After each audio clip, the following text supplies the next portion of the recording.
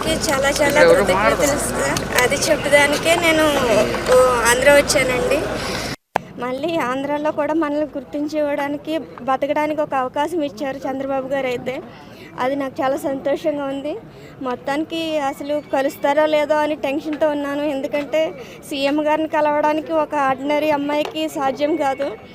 కానీ నా తండ్రిలాగా ఆయన పిలిచి నా బిడ్డని ఆశీర్వదించారు. అది నాకు చాలా సంతోషంగా ఉంది.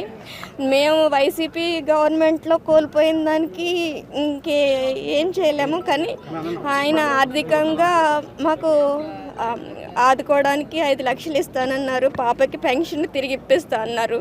10,000 ఆ పెన్షన్ ఇప్పిస్తా అన్నారు. అది చాలా సంతోషం. చాలా చాలా చాలా థ్యాంక్ యూ సార్. అలాగే కోర్టు కేసులు కూడా నాకు ఇమ్మీడియట్గా నాకు సాల్వ్ చేపిస్తానని అన్నారు. ఆ లీగల్ సెల్ ద్వారా నాకు మాట్లాడిస్తానన్నారు. అది చాలా సంతోషం సార్.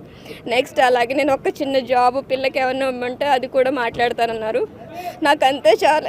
ఇంకా నాకేమీ పాపకి స్పైనల్ కార్డ్ ఇంజ్యూరీ అండి. ఆ స్పైనల్ కార్డ్ ఇంజ్యూరీ నేను ఆపరేషన్ చేయించుకుందామంటే మా ఇల్లు అమ్ముకోకుండా దాడిచెట్టు రాజా గారి గన్మెన్ కానిస్టేబుల్ మమ్మల్ని చాలా ఏడిపించారు సార్. మా పాపని నన్ను ఈరోజు పూర్తిగా మంచానికి అంకితం చేసేసారు. ఈడ్చి కొట్టేశారు పిల్లని. దాని ప్రాపర్టీ దానికి ఇప్పించమన్నానని నన్ను మా ఆయన్ని మా పాపని ముగ్గురిని కలిపి మెంటల్ హాస్పిటల్లో జాయిన్ చేశారు సార్ ఆ పోలీసులు, వైసీపీ నేతలు. వాళ్ళ నుంచి బయట రప్పించి గండి బాబ్జీ గారు అనిత్ గారి ద్వారా చంద్రబాబు గారు గీతన్స్ హాస్పిటల్లో చేర్పించి నాకు నా బిడ్డకి ప్రాణభిక్ష పెట్టారు. శ్రీభరత్ గారికి లోకేష్ గారికి నేను ఎంతో రుణపడి ఉన్నాను సార్. వాళ్ళ దాడిలో మీ పాపకి ఇట్లా అయిందమ్మా? అంతకుముందేనా? కొంచెం ఉంది సార్. దానికి పూర్తిగా ఈ దాడిలో పూర్తిగా చంపేయడానికే ట్రై చేశారు సార్. నాకు ఎటువంటి పొలిటికల్ పోలీస్ బ్యాక్గ్రౌండ్ లేదు సార్. నేను ఒక సాధారణమైన ముగ్గురుని అంతే. నా బిడ్డ కోసం నా బిడ్డ ప్రాపర్టీ అమ్ముకుని దానికి న్యాయం చేసుకోవాలనుకున్నాను. స్థలం గురించేనండి. ఇంకా కాశీ వెళ్ళిపోయామండి. ఇంకా జగన్మోహన్ రెడ్డి గారే మళ్ళీ వస్తే నేను ఇంకా అక్కడ గంగలో దూకేద్దాం అనుకున్నాను సార్. కానీ నా అదృష్టం కొద్దీ చంద్రబాబు గారు గెలిచారు. చంద్రబాబు గారు కాదండి, నా బిడ్డ గెలిచింది. చంద్రబాబు గారు, పవన్ కళ్యాణ్ గారు, లోకేష్ గారు, భరత్ గారు కాదండి. ఈరోజు నా బిడ్డ గెలిచిందన్నంత ఆనందంగా నాకైతే ఉంది. ఆడపిల్లలు ప్రశాంతంగా స్వతంత్రంగా బతికే హక్కు కోసమే నేను కష్టపడ్డాను సార్.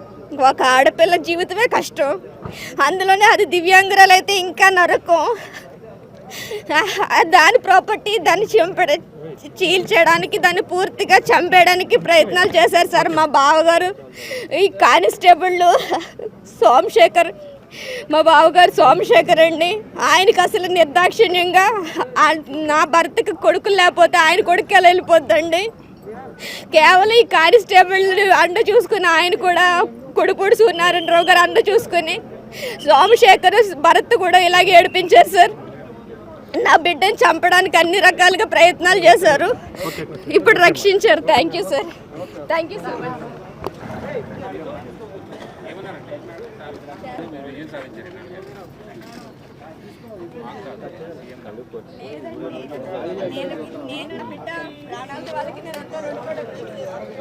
లేదంటే నేను ఎక్కడో